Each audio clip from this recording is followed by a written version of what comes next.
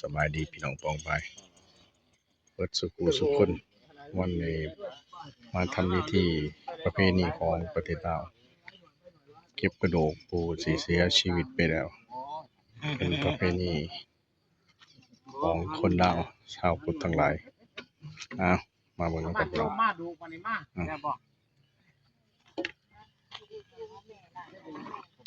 ตัวประเพณีก็สืบทอดกันมา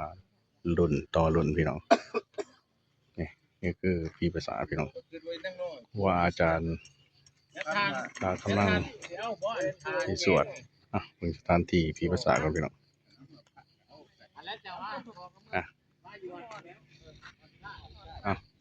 เตานี่ก็นี่คือว่าเป็นเตาเผาศพมีอยู่ประมาณ4เตาพี่น้องประเพณีเผาศพหรือว่าผู้เสียชีวิตไปนี่หรือว่าลงป่าหรือเผาแล้วก็ใช้เวลาประมาณ3 มื้อถึงที่ได้มาเก็บกระดูกหรือว่าอัดฉีดนี่พี่น้องเด้อสถานที่กว้างๆอยู่เมืองสารวัตรแขวงสารวัตรพี่น้อง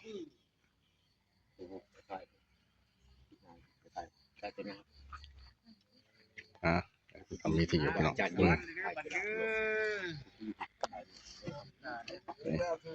นี่เป็นประเพณีของคนลาวชาวพุทธพี่น้องกันใจผู้อื่นเดินไปเด้อ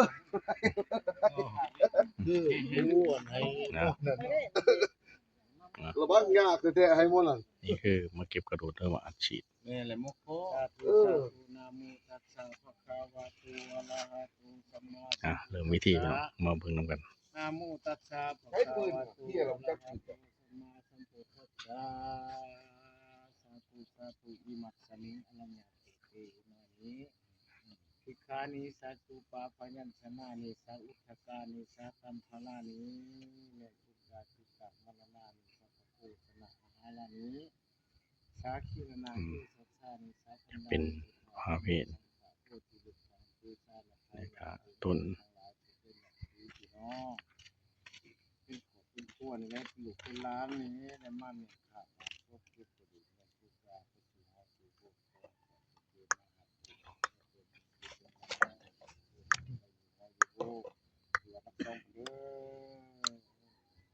ตัสสะภะคะวะโตอะระหะโตสัมมาสัมพุทธัสสะนะโมตัสสะภะคะวะโตอะระหะโตสัมมาสัมพุทธัสสะนะโมตัสสะภะคะวะโตอะระหะโตสัมมาสัมพุทธัสสะนะโมตัสสะภะคะวะโตอะระหะโตสัมมาสัมพุทธัสสะอะยังอัตตมะภวนามารูปังทุกขังอนิจจังอนัตตาอสุจิอสุภังอิมังกายกัมมันตนะปุณภเวนิอนิจจวัฏสังขาราอุปัฏฐวายันธมิโนอุปสิตวานิยุขันติเดชะอุปสัมโมสุโขสัมมิสัตตะวรันติจามะริสุจามะเรสะเลนะเทวหังมิสัมมินาทิเมเตสังสยโย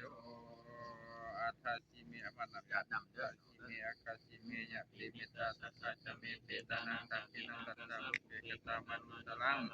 แล้วน้ำมาขวดวายาวัญญาปริเทวานานาเปตานามัตตยาวังเดทัตติยาตโยอายัญจักขุตกินตินาจักขัมมิสุปฏิทิตาติการตัง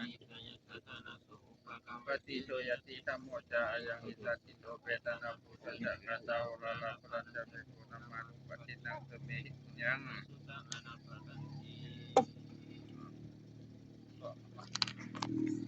ใครนี่กี้ใครอั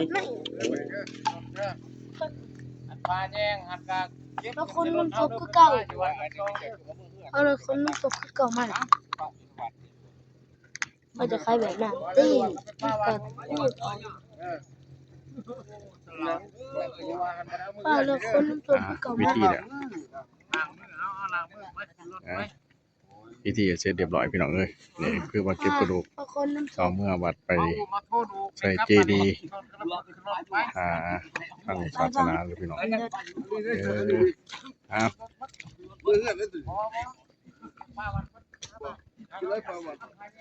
นี่เป็นประเพณีของ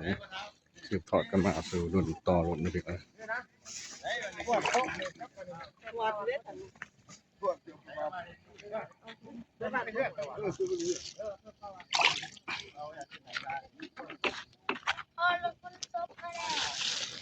มื้อเฮือนได้สบายอยู่ นี่แหละเป็นประเพณีของประเทศลาวรุ่นต่อรุ่นจนสำหรับเสียชีวิตแล้วก็สิเก็บกระดูกเขาจีนนี่คือเขาทานพี่น้องเด้อนี่ก็พอสำหรับพี่น้องก็มาสบายดี พอเรา